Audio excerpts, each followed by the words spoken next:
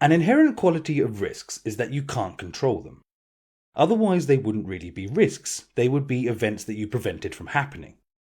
So when it comes to controlling risks, it's more about controlling their evolution and ensuring that you as project manager are always prepared. The first thing you can do is keep the risk log updated.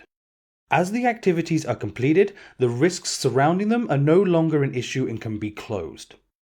In our log, when construction is finished, we can do this with risks 1 and 2.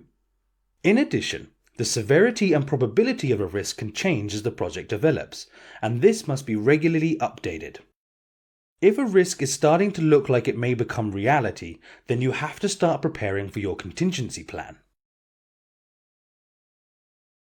And one last important thing about risks is that you need to keep an eye out for any new ones that may arise and record them as you have done with the others.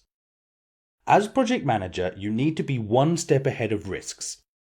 Expect the best, prepare for the worst, and no risks will sneak up on you and take you by surprise. Next lesson, we'll talk about how to control changes. Rarely a project is executed without some deviation to the plan. So, let's see how a project manager could deal with that.